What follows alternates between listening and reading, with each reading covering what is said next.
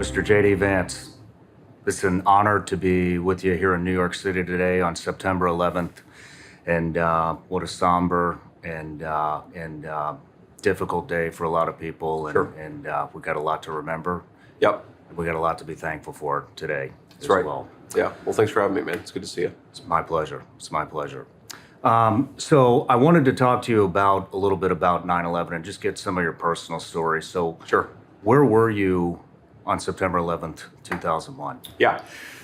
So I was at the school library, Middletown High School, and I remember that because we were sort of in our library session, and everybody flipped on the TVs in the library because the World Trade Center was under attack.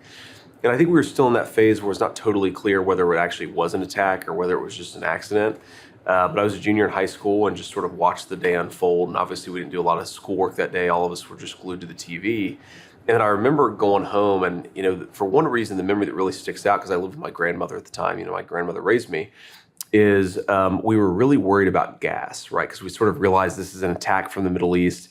We didn't know who, we didn't know any of the background, but I just remember taking my grandmother's car and then a family member's car and waiting in line for gas because we wanted to make sure the tanks were filled up in case something crazy happened in the Middle East. And there's just a sense of instability and uncertainty, right? We didn't know what was going on. We didn't know if that was going to be the last attack. And of course, for people in New York, I'd never been in New York in my entire life, but sort of got to know the perspective of a lot of people since then. And, even just some of the stories I've heard today, we went to a fire station with President Trump after the memorial ceremony this morning at Ground Zero. And, there's this plaque in the fire station of this guy who died on 9/11, this firefighter who died on 9/11. And there's all these little trinkets and sort of pieces of the guy's life there to memorialize him by. And it sort of hit me that, talking to people and seeing some of this stuff, that he had a son that was born on September the 13th, 2001. So his wife was pregnant with their fourth child. He goes in, he loses his life, and 2 days later, she delivers her fourth child. And I met that kid today. And so his 23rd birthday is in 2 days. And I talked with his older brother and his older sister. And, it's what you realize, I have three little kids. I have a 7-year-old, a 4-year-old, and a 2-year-old is, each of these kids remembers their dad differently, right? So the guy who was 4 when his dad died, it's just kind of phantoms of a memory, right? He remembers a face or a smile. He has a couple of memories. And then the 8-year-old, she's 31 now, but she was 8 when he died. She actually sort of really remembers her dad and remembers his personality and so forth. And, it was just interesting to hear them talk about their dad because on the one hand, the young kid is kind of, happy that he doesn't remember that day because it was such a terrible day. Wow. But then you've got the 8-year-old daughter who's yeah, it was a terrible day, but at least I got to remember dad. And just, man, it's wild. It's wild what happened to this country. It's wild how many brave people, how many amazing stories of heroism there are on that day. Something I always do on 9/11, just to go on for a little bit, but I haven't done it yet today, is I would always read the story. I think it's an Esquire, and it's about the falling man photo. I don't know if you remember this photo, but it's like this amazing photo of this guy. He's head first. It almost looks like he's intentionally flying. It's just the craziest photograph, and it goes through who that guy might be, and it just takes you into the perspective of, your loved ones goes to work down there, and cell phones aren't working, and some people, they get a call 4 hours later from their dad, oh, I'm okay. And then some people never got that call. And you just realize, man, what a crazy and terrible and tragic day, but what an amazing number of heroic stories that came out of it, right? It's this amazing duality of terrible tragedy, incredible heroism, and that's the story of 9/11 in this country. Was the military on the radar at the time before 9/11 happened for you? No, not really, right? So, I came in some ways from a military family. So the grandmother who raised me, she had 6 grandkids. 2 of my older cousins had enlisted in the Marine Corps. And I think they were both still in the Marine Corps when I was a junior in high school, and maybe my oldest cousin had gotten out. But I thought a little bit about it, but not really, right? I sort of assumed that, they were tougher than I was. They'd go to the Marines and I'd do something else. And 9/11 really did change that, right? You start thinking to yourself like, oh, if this is our generation's, greatest generation moment where we have to go and do what the country requires of us, then I don't want to look back in 30 years and say I had an opportunity to serve. I was a 17, 18-year-old kid and I didn't answer that call. So, I graduated about a year and a half after 9/11, graduated from high school, enlisted in the Marine Corps my senior year of high school. We actually invaded Iraq in March of 2003. I enlisted in April of 2003. And so when I enlisted, just the assumption was that all of us were going to go to Iraq, which of course I eventually did go to Iraq. But it was just what you did, right? I mean, there were two kids on my block, McKinley, the 300 block of McKinley Street in Middletown, Ohio, who graduated Middletown High School class of '03. Both of us were in the same boot camp platoon in Parris Island, South Carolina. So there was this spirit of patriotism that was very real, and not to get too political about it, but I do, when I look back at that moment and think about what, you had Republicans, Democrats, Independents, everybody kind of united together. And I do think in a lot of ways our leadership screwed that moment up, because you could have done something amazing with that sense of patriotism. We were all on the same team. And unfortunately, 5-10 years later, it was like we were all back to fighting each other again. But we had something, I think, very special for a couple years after 9/11. I try not to forget that. I'm with you. Was as tragic as the incident was, I've never seen the country more united. Absolutely. Than those months afterwards. Yeah. And it would be great to get back to that. Dude, it was. I remember talking to my recruiter, like he was turning people away. Like there were so many people who were volunteering in a time of war, right? We were in Afghanistan. We had just invaded Iraq. You had so many people volunteering in Middletown, Ohio, that the recruiter was like picking and choosing between kids who wanted to join the Marine Corps. Like now we have a massive recruitment shortfall, just 23 years later. You think about what that really means about where the country was psychologically, man. You're right, for all the tragedy, we were in a very good place as a united country. And it's heartbreaking in some ways. I think about the people who died on 9/11. I think about the people who died in the years, sort of the immediate years afterwards. And I think in some ways they'd be disappointed with what the country's become, because the very patriotism that motivated them to serve, I think it's going away. I think a lot of people are disappointed with how the country's going. Yeah, of course. But it should be. Speaking of 9/11 and the 20-plus year war that it triggered. Yeah. And you being here today, speaking with the families, speaking with the sons and daughters of firefighters who have died, police officers that have died. Yeah. We both served. We have friends that served. I mean, what is it like for you to talk to these people in such an intimate setting, knowing that the Biden-Harris administration is actively funding terrorism? Yeah. And not just them, every tax-paying American. You're funding them. I'm funding them. Right. Everybody that's paying U.S. taxes is now funding terrorism. Yeah. We're sending $40 to $87 million a week to the Taliban. The IG report came out and said that they had accidentally sent $239 million to the Taliban. Mm-hmm. 9/11 was a $500,000 budget. What are they going to do with $239 million? Yeah. I've been working really hard to bring this to light. Crazy. Yeah. With a colleague of mine, Scott Mann, and Sarah Adams, and we made a lot of headway. We brought a petition up to bring Masood in to talk about how some of our policies are affecting Afghanistan and the fact that we're funding them. Sure. That bill's been kind of squashed. Bill Hagerty now is spinning something up in the Senate that's right. a little more aggressive. Yep.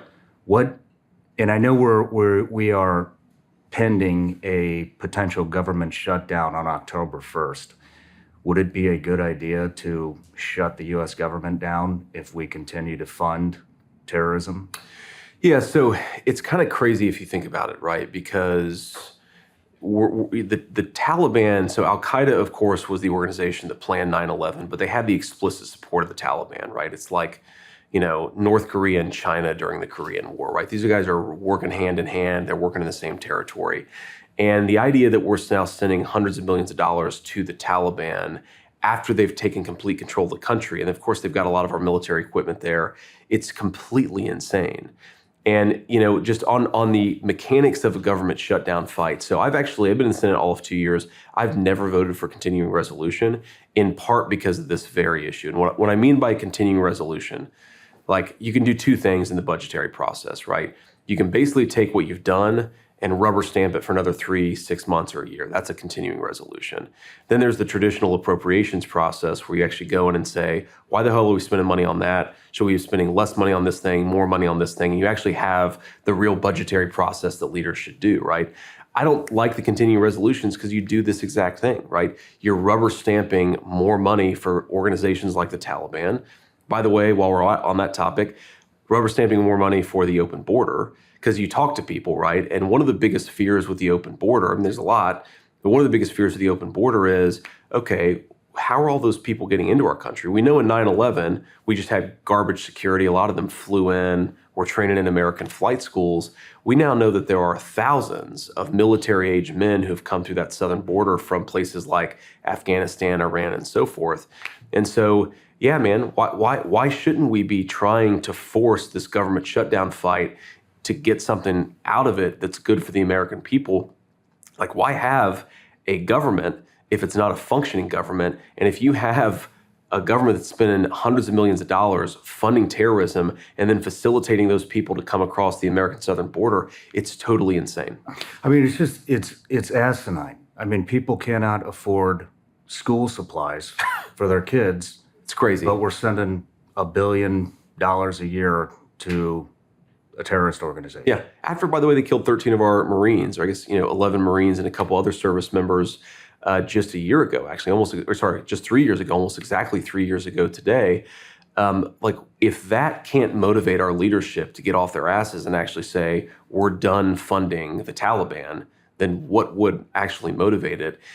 And again, the way Washington works, man, is it's like a rubber stamp mentality. It's that we did this thing 20 years ago, and maybe it made sense when we were trying to convince the Afghans to become more self-sufficient, to train their own military so the Taliban wouldn't take over. Like, whatever. I'm not going to judge what we did 20 years ago, but even if it made sense 20 years ago, it sure as hell doesn't make sense today when the people who are in control of Afghanistan are the literal Taliban, the people who killed our Marines, and by the way, are actively training terrorists right now. But that's what you get when you rubber stamp everything from the past instead of running a functional government where you ask yourself what makes sense and what doesn't make sense in this year, not 20 years ago. Then that's how this stuff ends up happening. Speaking of wars, I think a lot of Americans are tired of funding all these wars. Yeah, and of course. Last night on the debate stage, we saw Trump and Kamala kind of bat that back and forth. One of his best moments, I thought, last night. Trump had mentioned that he would have this war done before you and him actually take office. Yeah. How exactly would that be negotiated? Yeah, so one thing I'll say about the president, Republicans, obviously I'm a Republican, I'm running as the Republican VP nominee. We like to give Trump credit, justifiably so, for being strong. I don't think that we give the president enough credit for smart diplomacy. It's not just strength, it's also intelligence, right? He did both of those things, and that's why we had a peaceful world. So what Trump was really good at is saying, yeah, okay, this guy's a screwball, this guy's a bad person, but sometimes you have to deal with screwballs and bad people, right? I mean, in World War II, we allied with Joseph Stalin to beat Adolf Hitler. We can engage in diplomacy even with very bad guys. And because of that, I think he was able to keep the world at peace for a very long time. I mean, look, you didn't have the, Iran and Iranian militias attacking Israel. You didn't have, of course, the war in Eastern Europe. You didn't have what's going on in Africa. You didn't have what's going on potentially in East Asia, where the Chinese, I think, are on the cusp of invading Taiwan. I hope not, but I think it's very possible it's going to happen in the next couple of years. So you need somebody that, first of all, people are terrified of, right? You need to be worried that if Donald Trump says something, or Kamala Harris, God forbid, says something, that they actually mean it, right? But you believe that with Donald Trump, you don't believe that with Kamala Harris, right? That's deterrence. That's, oh crap, if we screw with these guys, they're going to come after us hard. But then it's also like sitting down and understanding, like, Russia wants this war to end. Ukraine wants this war to end. Europe, which, by the way, has underfunded this war while American taxpayers have been very generous to the Ukrainians, the Europeans want this war to end because it's jacking up their energy prices. So I think what this looks like is Trump sits down, he says to the Russians, the Ukrainians, the Europeans, you guys need to figure out, what does a peaceful settlement look like? And what it probably looks like is something like the current line of demarcation between Russia and Ukraine, that becomes like a demilitarized zone. It's heavily fortified so the Russians don't invade again. Ukraine remains its independent sovereignty. Russia gets the guarantee of neutrality from Ukraine. It doesn't join NATO. It doesn't join, some of these sort of allied institutions. And I think that's ultimately what this looks like. And by the way, the Germans and other countries have to fund some Ukrainian reconstruction. That is what the deal, I think, is ultimately going to look something like. But I think what's going to happen is President Trump's going to go in there as the president-elect. They're scared of him in Russia. They're worried about him in Europe because they know that he actually means what he says. And I think he's going to be able to come to a deal very quickly, because this is what's insane about this, dude, is the Russians, the Ukrainians, the Europeans are all saying, we can't fight this war forever. Well, why the hell are you fighting it for another day if all of them are trying to find a way to solve it? The answer is, or at least to get over it, right, to stop it. You're not going to solve the war, but you can at least bring the thing to a stop. The answer is Joe Biden is asleep at the wheel. Kamala Harris doesn't know what the hell she's doing. And so their policy is throw money at this problem, hope the Ukrainians are able to achieve a military victory that even the Ukrainians are saying we can't achieve. Donald Trump's policy is, yes, to be strong, but also to be smart. Negotiate. Join me and my special guest for the next behind-the-scenes experience, exclusively available on Vigilance Elite Patreon. The behind-the-scenes footage is raw and uncut. This is as close to the set as you can possibly get. You can expect anything from off-topic conversations, studio tours, the final moments before the interview starts, and everything in between. The behind-the-scenes content is constantly evolving and will continue to bring you more as we grow. You can gain access for just $15 a month exclusively at Vigilance Elite Patreon. I know everybody out there has to be just as frustrated as I am when it comes to the BS and the rhetoric that the mainstream media continuously tries to force feed us. And I also know how frustrating it can be to try to find some type of a reliable news source. It's getting really hard to find the truth and what's going on in the country and in the world. And so one thing we've done here at Shawn Ryan Show is we are developing our newsletter. And the first contributor to the newsletter that we have is a woman, former CIA targeter. Some of you may know her as Sarah Adams, call sign Superbad.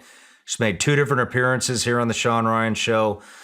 And some of the stuff that she has uncovered and broke on this show is just absolutely mind-blowing. And so I've asked her if she would contribute to the newsletter and give us a weekly intelligence brief. So it's going to be all things terrorists, how terrorists are coming up through the southern border, how they're entering the country, how they're traveling, what these different terrorist organizations throughout the world are up to. And here's the best part, the newsletter is actually free. We're not going to spam you. It's about 1 newsletter a week, maybe 2 if we release 2 shows. The only other thing that's going to be in there besides the intel brief is if we have a new product or something like that. But like I said, it's a free CIA intelligence brief. Sign up, links in the description or in the comments. We'll see you in the newsletter. When it comes to these wars, especially Ukraine, Yeah. I mean, it gets painted as some type of a humanitarian thing. Sure. I'm not buying the humanitarian thing. I mean, if We it was shouldn't, humanitarian, yeah. we'd be in Venezuela right Neither now. do I, yeah. We'd be in Brazil. We'd be all over. Yeah. What is We'd the be in our own real- communities, kicking out 25 million illegal aliens. Yeah. Good point. What are we there for? Man, it's a tough question. And I think some people have convinced themselves that this is like the great humanitarian mission of our time. And I think that's what drives some of it, even though I think it's fake and it's wrong.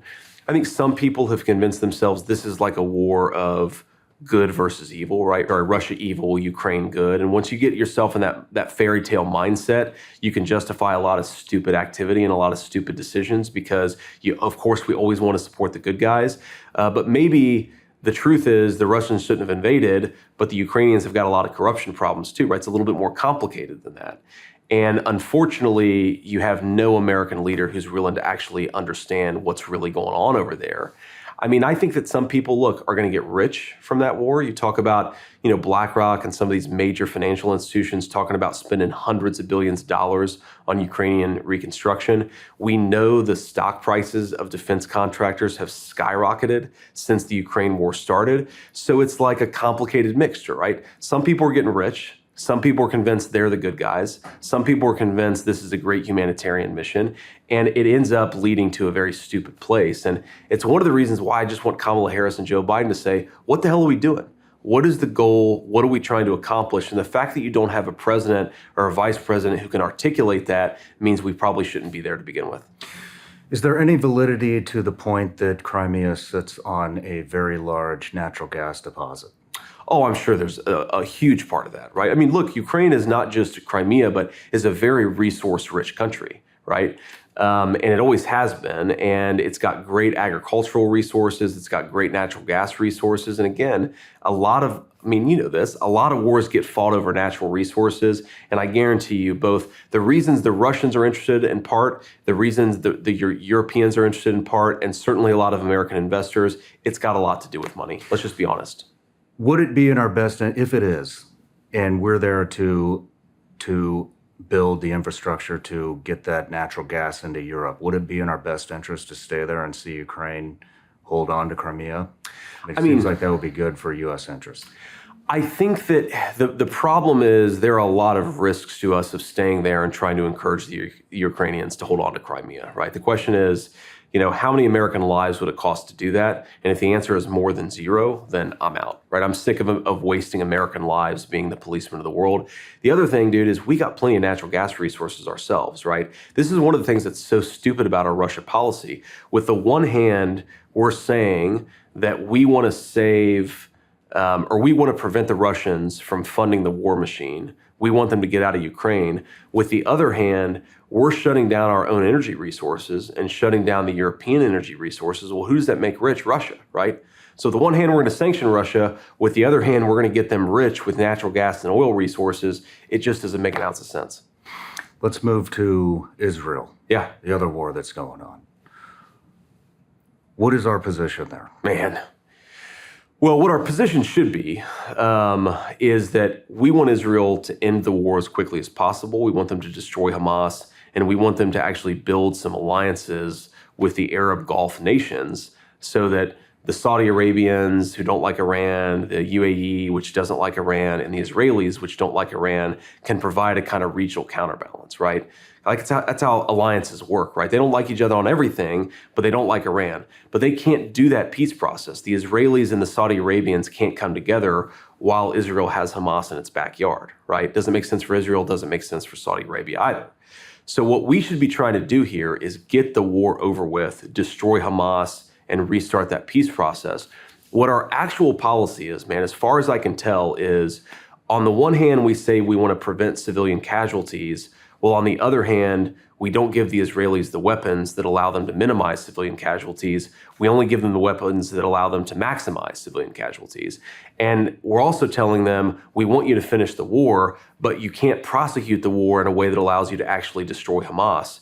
So we're living in this weird in-between world where I think what we're actually doing is we're getting a lot of Palestinians killed, we're getting a lot of Israelis killed, and we're prolonging Hamas for as long as possible, and we're not getting the hostages back. It's like the dumbest possible policy imaginable. But that is effectively the policy of the United States government right now. We blundered into it because, again, we've got an incompetent like Kamala Harris who's calling the shots.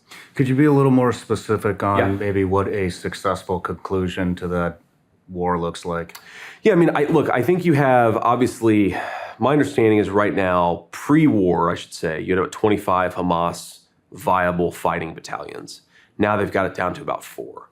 And it's a very narrow slice of Gaza where those 4 battalions are left over. Now, obviously, that's some of the hardest fighting, right? Those are the holdouts. Those are the people who are really going to fight for the death. But you've got to destroy all 4 of those battalions, right? Now, there could be a deal, like if, for example, the leader of Hamas just gave up and said, all right, we'll demilitarize. Maybe he goes and lives in another country. Maybe he gets arrested. But I don't think he's going to do that. So I think the Israelis really are going to have to clear out every single last vestige of Hamas. That's tough fighting. Got a lot of people going to get killed. Obviously, a lot of Israelis have already died. But I don't know. I mean, if you look at it from their perspective, and my attitude on this is, I'm pro-Israel, but it's their country. They can call the shots. I want to focus on the United States of America. But if you try to look at this from Israel's perspective, like, I don't know how they can possibly allow this entity to continue as a viable military, right? It's like, imagine if Al-Qaeda existed in Mexico City and then 10,000 Americans get killed in Southwest Texas. There is no way that we're going to tolerate that kind of threat on our back door. You just got to get rid of it. And then you can, I think, focus on peace. And by the way, once you destroy Hamas, then again, I think it restarts the Middle Eastern peace process. Trump called it the Abraham Accords, which is where you get the Arab nations on board with the Israelis. And again, why are they on board? Because they both don't like the Iranians. Interesting. Yeah. Interesting. Let's talk about how close we are to potential World War III and nuclear warfare. Way too close. How could this go if it doesn't go? How could this end up in World War III? I think a couple of different ways, right? So I'm sure that Russia has red lines, some of which we're not even aware of in Ukraine. You get to a situation where, is a Russian red line crossed? They're a nuclear power. Do they start using tactical nuclear weapons in eastern Ukraine? If that happens, then probably at least some of the Eastern European countries like Poland have to get involved. That balloons into a World War III scenario. I think the most likely and the most dangerous scenario is Iran and Israel right now. So obviously the Israelis are on high alert. They just had this terrorist attack. They're dealing with Hamas. What if in North Israel, a bunch of Iranian-backed militias start killing thousands of Israeli civilians? Okay, so the Israelis invade, do the Iranians counterattack, and now you have Israel, Iran in a regional conflict. The Turks probably have to get involved. The Saudi Arabians probably have to get involved. And then that is the sort of thing that could balloon into World War III. And then the final thing, man, is China wants Taiwan, right? Everything that we have tells us the Chinese want Taiwan. America, I think, has left Taiwan in a really crappy position because we've sent all our weapons to Ukraine. The Taiwanese, I don't know that they could repel a Chinese invasion right now. And so do the Chinese invade Taiwan? That leads to some sort of accelerating conflict there. So there are basically at least 3 hotspots in the world right now that each have the potential to become a major worldwide conflict. It's really scary. And this is one of the reasons why I say, like, you don't want an incompetent as president of the United States right now. Like, you go back, look, there are some people I disagreed with. Hell, I disagreed with a lot of George W. Bush's foreign policies, obviously disagreed with a lot of Barack Obama's foreign policies, but these were like fundamentally capable human beings, right? Mm-hmm. Donald Trump is a capable human being. I think more than capable, but I'm biased.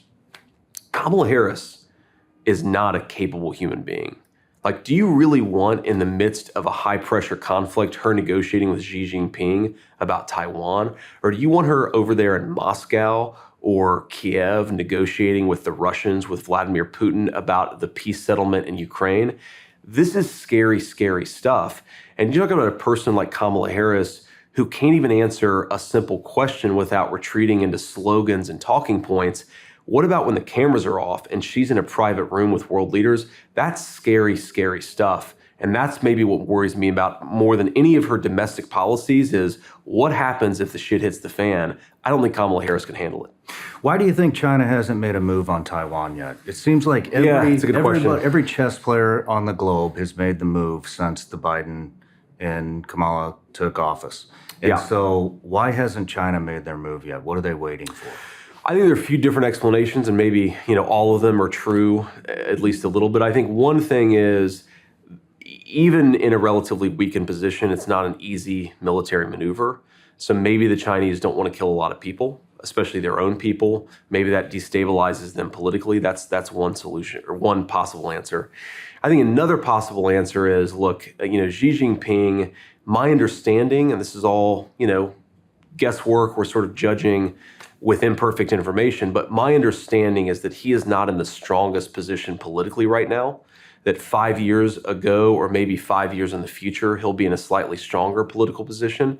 And so maybe it's more likely to happen, say, not in 2027, as opposed to, so 3 years from now, as opposed to right now. The other thing that you hear is maybe the Chinese don't think they ultimately need it, right? So maybe we're actually misunderstanding what their calculus is. Maybe their attitude is they can control Taiwan from the outside without ever having to invade it and control it from the inside. And there's probably some element of truth to all those explanations, but I think eventually, my guess is they're eventually going to make a real military move on it. It's probably going to be sooner rather than later. I hope not, but we'll see. Because right now, if they do it, we're not in a good position with the leadership we have. Those are some perspectives I haven't heard before. Thank you. Yeah. Let's move on to the border. Sure. So the border, we have, I hear 11 million, 15 million, 21 million. Yeah. Whatever. It's millions and millions and millions of illegal Correct. immigrants that are calling the U.S. home now. That's right. We're paying for it. You guys have a plan. I'd like to dive into how exactly are you going to go after and remove all of these immigrants? Yeah. So first, let me preface that because I think you got to stop the bleeding, right? Whenever you got a problem, like, somebody cuts your leg off, stop the bleeding and then figure out how you're going to reattach the leg. The stop the bleeding thing that we have to do is reclose the border, right? Re-implement deportations, re-implement the Remain in Mexico policy. I think people don't fully realize that the reason the border is such a nightmare is that somebody will come into the country, say that they're seeking asylum, and if you're Border Patrol, you have to let them into the country. They get a work permit, they can live in the country for 10, 12, 15 years, and then maybe 10, 12, 15 years later, they get a court date to adjudicate whether their asylum claim is legitimate. But of course, most of them don't show up for that court date, right? So that's one of the main reasons why you have an open border. The way that Trump solved that is he made all these people wait in Mexico while their asylum claim was being adjudicated, which means a lot of people never came to begin with because they didn't want to go to Mexico. They wanted to go to the United States, right?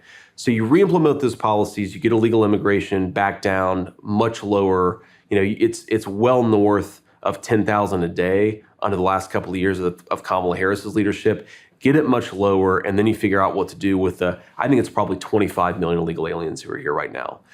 So the way I think about this, and I'm asked by the media about this all the time, and I always say, it's like eating a sandwich, right? It's like asking somebody, okay, how are you going to eat this sandwich? It's 10 times as big as your mouth.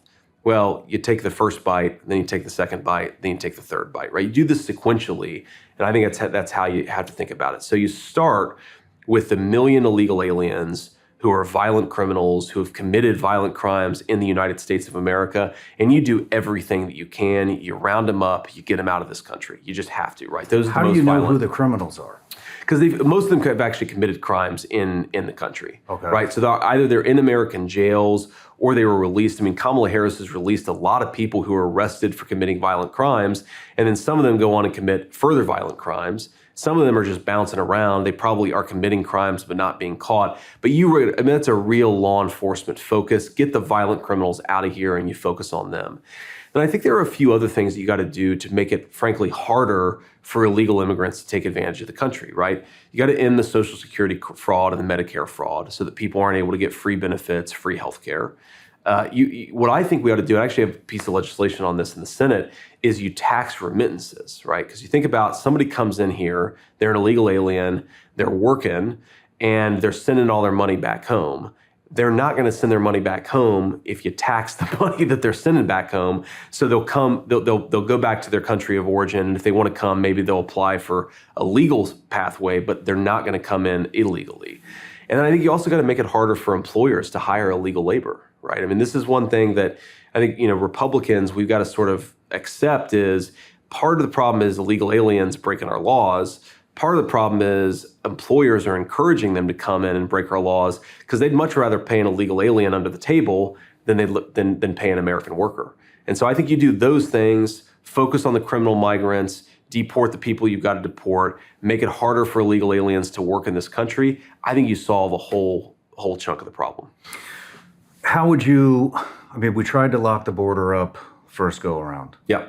What's going to change this go around? So a couple things. I mean, first of all, it wasn't perfect when Trump was president, but man, it was very good. Like you look at the number of illegal border crossings per day, it wasn't zero. You're never going to get it to zero, but man, it was much closer to zero than it's been pretty much at any time in our country's history. at least recent history, right? So you really can, just with some common sense law enforcement approaches, get things to maybe 1,000 illegal crossings a day, 500 illegal crossings a day. That's 1/20th, right, of what Joe Biden has had and Kamala Harris have had. So that's a big improvement. Now you got to do some other things too. You've got to finish the border wall, right? I think you probably got to empower Border Patrol to do their job a little bit more. One of the problems that Trump had his first term is that, because we hadn't had a real border crisis in a while, and because you didn't have until Donald Trump somebody who took border enforcement seriously, there was a lot of litigation and legal cases about, well, what is the president actually allowed to do? Because every time he tried to do something new, you'd have somebody file a lawsuit and say, no, the president's not allowed to do this, right? Mm-hmm. Well, one of the things that happened is Donald Trump won all those cases, but it happened towards the end of his administration. So he's going to have law enforcement tools during a second term that he didn't have during his first term. And yeah, you got to finish construction of the border wall. There's a lot of cool technology that you can use, AI, infrared. I've seen some crazy stuff where, you put a camera in the desert and it's got, 20-mile line of sight in either direction. And then somebody comes from 8 miles away and the AI can identify, is that a person? Is it a rabbit? Is it a fox? Is it something else? Is it a person with a gun or a person, who's just a little kid? You actually can use technology to identify illegal migrants who are trying to cross the border. You just have to empower law enforcement to do that stuff. And I think that's what Donald Trump wants to do. In fact, I know it's what Donald Trump wants to do. And again, it was quite successful the first term. It can be more successful the second go around. Very good. Very good. Let's talk about government reform. Yeah. So a big one. Looks like Elon is going to be on the cabinet and yeah. will be in the charge on the government efficiency department, yep. if that's what you call it. Yep. How do you see, have you spoken with him about the plan, how he's going to do it? Well, I've spoken, you mean with the president or with Elon? With Elon. With Elon. So I've spoken with Elon a little bit about it. And, I think that the way that this is envisioned is you set up you set up an organization with very smart people from the private sector and a few smart people from government, and you go in and you say, how are we going to fix all the broken inefficiencies? And the thing that's complicated about this, man, is it's going to look much different in, say, the Department of Defense versus Social Security, right? One of the biggest problems in Social Security is fraud. You've got a lot of illegal aliens. I've actually had friends of mine who have had their Social Security account drawn down, and then when they go to the IRS says, oh yeah, an illegal alien used your Social Security number, but we're not allowed to reveal that person's information. A person who's using your Social Security number to defraud you, your own government is saying, we can't tell you who that is, right? Are you serious? I'm dead serious. I mean, crazy stuff is happening out there in this country. So you got to fix that problem. Now that's a Social Security fraud problem. Now at the Department of Defense, right, we've got it's not, so much a fraud problem as it is a procurement problem. So you ask yourself, how do we end up paying 6 times what the Chinese are paying for ships? Or why are we paying 5 times what the Russians are paying for artillery shells? You need somebody to go in there and actually fix that procurement process. And the honest answer, man, and I hate to say it because a lot of these companies do important work, we want our troops to have the best weapons. There are a lot of companies that are getting really rich because Uncle Sam is run by idiots, right? And so you go in and you fix that procurement process. You do less procurement based purely on what something costs and more procurement that tries to, force companies to be a little bit more efficient. So there's a lot that you can do there. And you just got to go department by department. And what makes it complicated is, again, each department is a little bit different from the next one. And I think you just got to, for 4 years, go one right after the other and make this country's government more efficient. I mean, let me give you a statistic, just absolutely insane. So 2019, this government spent about $4.4 trillion, right? That's a lot of money. In 2024, our government will probably spend close to $7 trillion. Okay, so 4.4 to 7, $2.6 trillion of additional spending. A little bit of that is Social Security because you have an aging population. Some of that's fraud, right? Illegal aliens committing fraud. A little bit of that is Medicare because, again, you've got an aging population. But of that $2.6 trillion that we're spending, that's just in 4 years, dude. 4 years, $2.6 trillion. probably $2.4 trillion of it has nothing to do with Social Security, nothing to do with Medicare. There's a lot of waste, there's a lot of fraud, and there's a lot that we can fix in that $2.4 trillion. Save people a lot of money, allow the private sector to grow instead of destroying the private sector, and also hopefully give people some of their hard-earned money back, because if their government's wasting trillions of dollars, who's paying for that? You are, and I am. What agencies or departments of government would you start with? Yeah, that's a good question. I haven't thought about that, actually. I think you got to start with fraud in what you might call the welfare system. Okay, so Section 8 housing. Okay, and I believe, by the way, that if somebody's down on their luck, they lose their job. You don't want kids being homeless. Okay, but that program should exist. Number one, for people who are actually down on their luck, and number two, for people who are legally in this country to begin with. So a lot of Section 8 money goes to illegal immigrants, either through fraud or because even though Section 8 housing is not supposed to go to an illegal alien, if you're the son of an illegal alien or the daughter, then you can benefit from that system. So I think you got to go into sort of the welfare system, make sure that it's actually going to the people who are entitled to it and not to, frankly, illegal aliens. That's probably where I'd start, because that would help solve the immigration problem too. So you kind of kill two birds with one stone there. Man, I think the defense procurement process is really broken. And what it means is that we have a lot of weapon systems that are outdated, and we're not doing as much technology innovation in what we're giving our troops. I mean, you know this better than anybody, but like whether we win the war of the future is in large part a technology battle, right? You don't want our troops out there waving around knives when the other guys have guns. There's a lot of cool stuff happening in drone technology. There's a lot of cool stuff happening in underground, or I should say underwater submersibles, unmanned submarines. Like, we should be giving our troops the best stuff. But to do that, you've got to fix how the Defense Department actually buys weapons to begin with. What about IRS, CIA, FBI?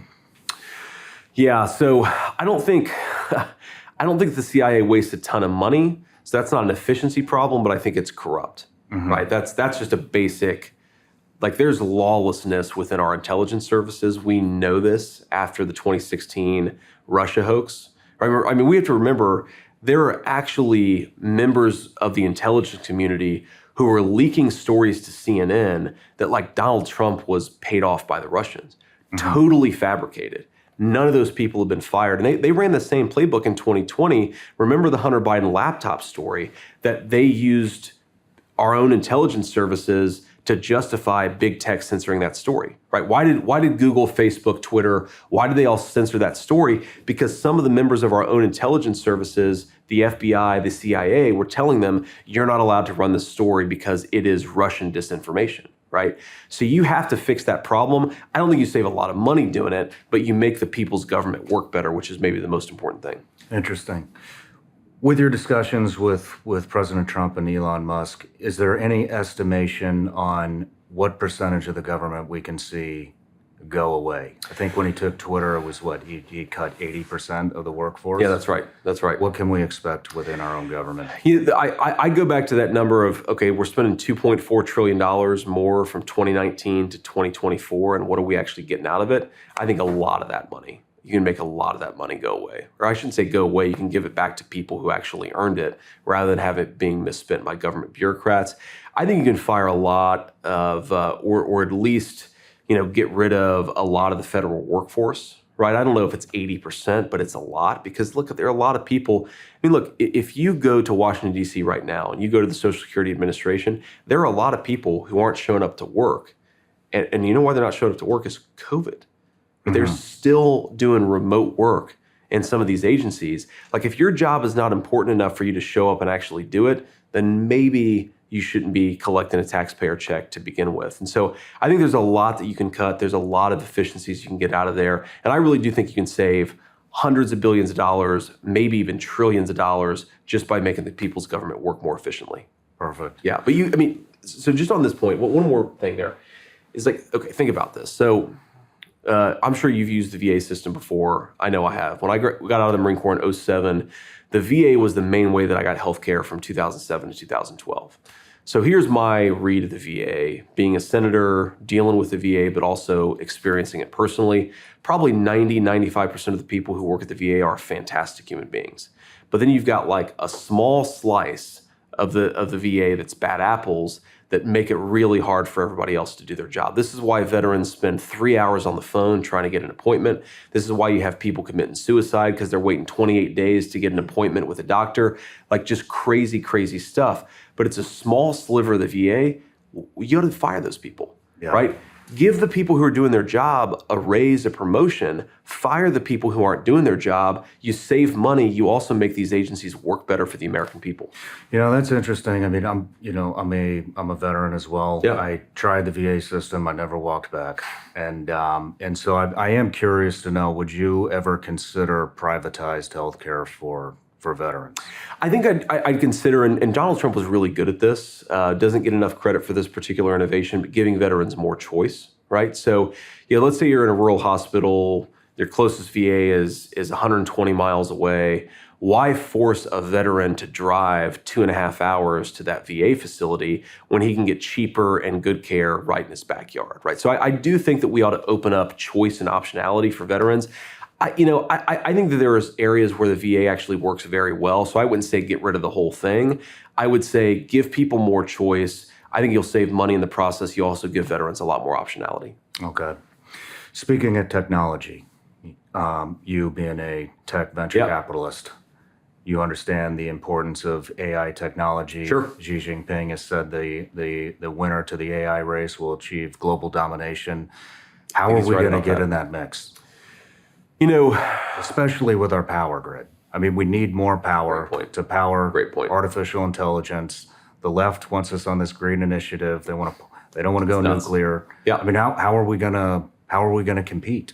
Well, if the left gets their way, we won't. There's just no way around it. I mean, what I didn't realize until I actually, looked into this is the amount of power you need to run modern AI is absolutely off the charts, right? I mean, you'll need twice as much power, 3 times as much electricity as we have in this country right now if you get AI going in all the ways that it could. I mean, things like, okay, let's say you take a picture of your arm and you send it off to an AI company, and that AI, that the company can tell you with 100% certainty whether you have any skin cancer on your arm, right? Think about how much money that's going to save. Think about how many lives that's going to save. But the power you need to run all that computing technology is crazy. It's like, take what you need to run New York City, add AI, and then double or triple what you need to run New York City just in this one small geographic area. So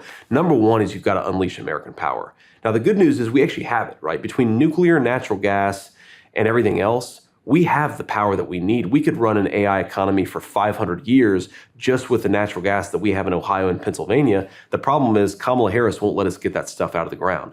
She has decided to prioritize oil and gas in Iran and Venezuela than oil and gas created by American workers that's mined from American territory. It's totally insane. That's number one, is you really got to unleash American energy. And unfortunately, we've got Kamala Harris who wants to do the exact opposite. The other big thing, man, is, look, I believe in merit.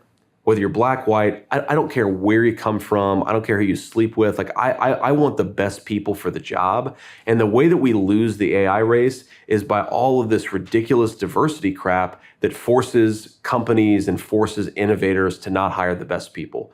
Like, this is my theory, by the way, about what's really changed about Elon Musk. Like, dude, Elon Musk was like a center-left Democrat 10 years ago. Like, what really changed with Elon Musk? Elon Musk wants to get to Mars. And to get to Mars, he needs the smartest engineers in the world. He wants to hire who he wants to hire, not who a government diversity bureaucrat tells him who to hire. I think that's the big reason why Elon Musk has become more conservative, is he just wants to hire the best people for the job. He doesn't want bureaucrats telling him who he has to hire. That's the second thing, is we've got to end this ridiculous diversity, equity, inclusion garbage. Best person for the job, good old-fashioned American merit. That's how you win the race to AI. That's how you get to Mars. Final point I make is, think about AI, you need software and you need hardware, okay? What is the hardware? It's computer chips. And this is where China has really, really invested, and America's got to do a better job. It's too hard to create computer chips in this country. You need power, you need water, you need minerals, you need rare earth materials, you need a whole host of things. But if China dominates the computer chips, they're going to dominate AI, because you can't do AI without the next gen computer chips. So we've got to invest in creating that infrastructure to do the next generation of computer chips. And let me give you just one example how insane this stuff is. So there was a big bill that came out of Congress a couple of years ago, and the whole point of it was to promote the American computer chip industry, to manufacture more computer chips in America. Something that I think is a good idea. Agree or disagree, we got to make more computer chips. How could it be a bad idea? I mean, look, I think most people agree with this. Probably 90% of Americans agree with us on this, okay? So here's the problem, though. The way that program has been implemented is Gina Raimondo, who's Kamala Harris's Commerce Secretary, she's trying to make Intel and Taiwan Semiconductor and all these companies that are manufacturing in the United States of America check all of these ridiculous progressive politics boxes before they can manufacture. Like, for example, do you have the right diversity policies? Do you have the right human resources policies? Are you targeting your recruitment to have the right racial mix depending on the communities that you're operating in? And these companies are like, we just want to hire the best people for the job. Like, does anybody really think that Intel is going to discriminate against people based on their skin color? It's ridiculous. Let them hire the best people for the job. But it goes to show how progressive politics destroys the actual infrastructure that we need to build this stuff out. Thank you for clarifying that. Yeah. On the subject of censorship, since we're on with Elon, we know what's happening in Brazil. Sure. They blocked X. Now they've taken Starlink, to my understanding. Are we going to see any blowback if you and President Trump take office Yes. about all of the censorship that happened before? Yeah. Mark Zuckerberg just released that letter saying, "Oh, I fell to victim to the FBI Yep. pressuring me to censor." Are we going to see any repercussions for Yes. people that censored? Yes, we're going to fire the people who censored. We're going to fire the people who are telling Mark Zuckerberg and all the other technology companies that they needed to censor. Fire the 50 intelligence operatives who said that the Hunter Biden laptop was Russian disinformation. A lot of those people still have security clearances. Strip every single one of those people of their security clearances. Fire every single person. You cannot lie. Take your position of public trust and lie to the American people for political purposes. It's disgraceful, and people have to suffer consequences for it. Now, the other thing is we've got to be willing to use American soft power to promote a free speech society.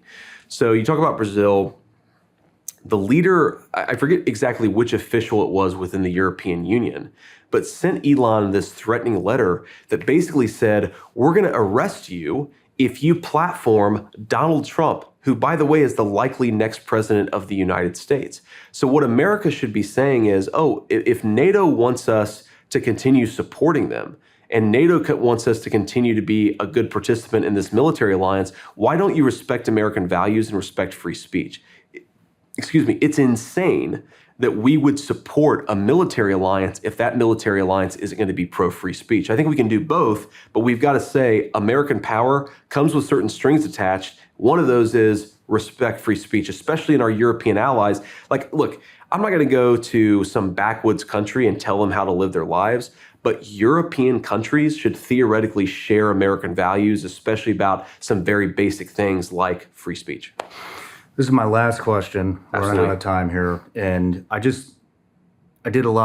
to a lot of just everyday Americans. Yeah. And the one thing that everybody wants me to ask you is childcare costs, healthcare costs. Yeah, man. Yeah. I just talked to my brother-in-law.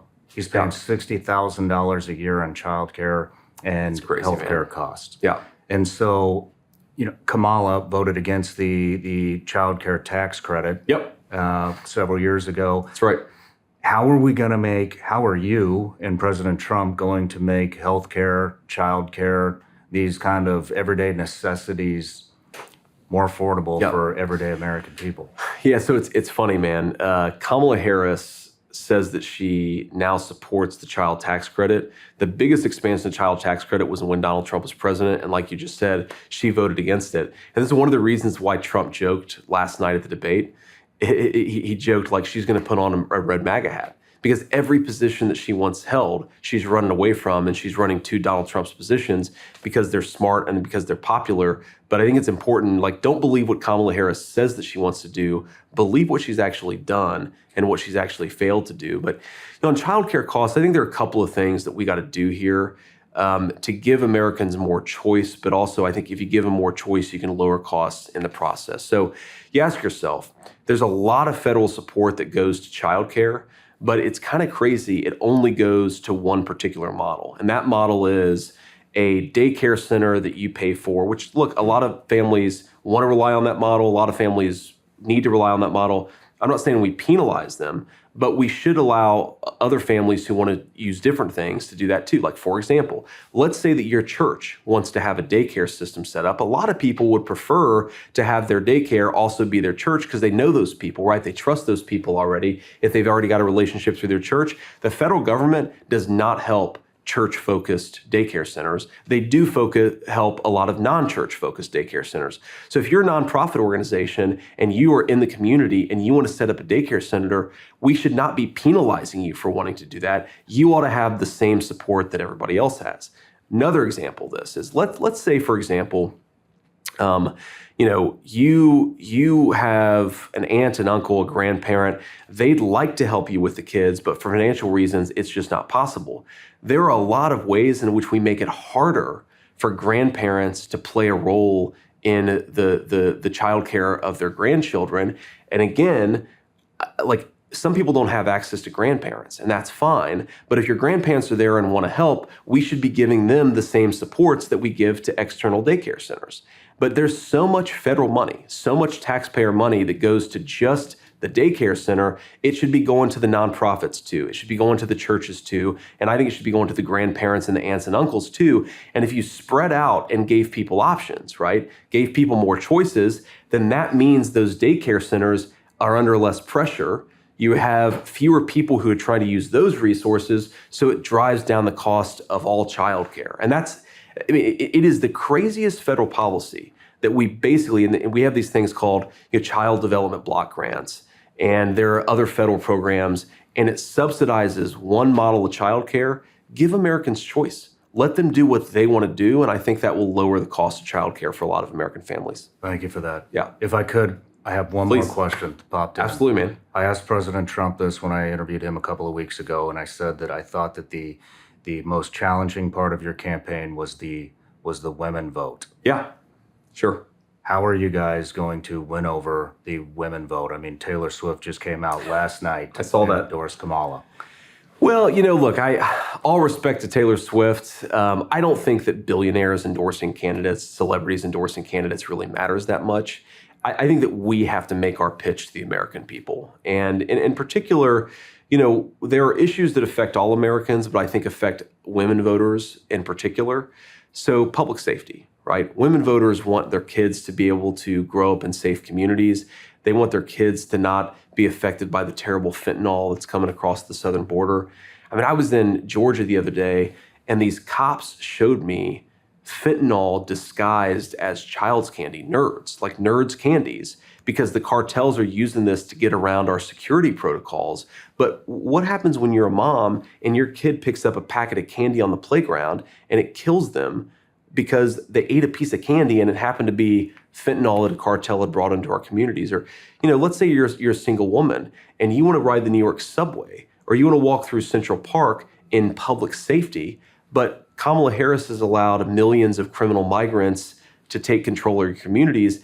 I think our message to single women, to married women is, we want you to grow up in safety and security, and we're going to pursue policies that make it easier for you to walk around the street in your own country and feel safe and secure. Whether you've got kids, whether it's just you and your family deserve to be safe and secure, and that's something Kamala Harris has taken from you. And I think if we make it about policy and how our policies make communities safer, then I think we win on that argument. And I think we're gonna get a lot of women voters to come on to our side.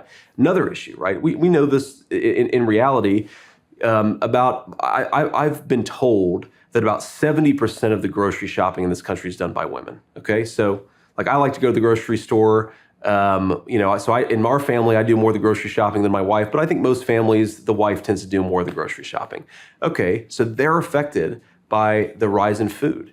And they're affected by the fact that a lot of young people can't afford to buy a home, right? A lot of young women would like to buy a home, and they can't do it because of Kamala Harris's policies. So I think if we hammer home the message that you can't buy a home, you can't buy groceries, you can't afford to turn on the heat at night because Kamala Harris has made food, energy, and housing more expensive, then I think that will have a special appeal to women voters too. Again, it affects everybody, but it maybe affects women a little bit more.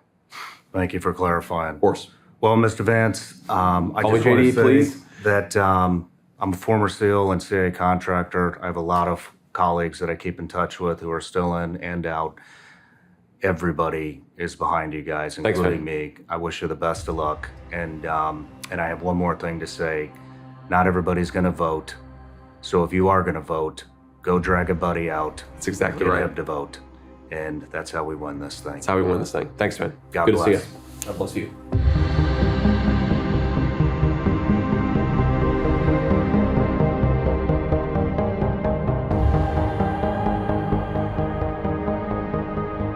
No matter where you're watching Shawn Ryan Show from, if you get anything out of this, please like, comment, subscribe, and most importantly, share this everywhere you possibly can. And if you're feeling extra generous, please leave us a review on Apple and Spotify podcasts.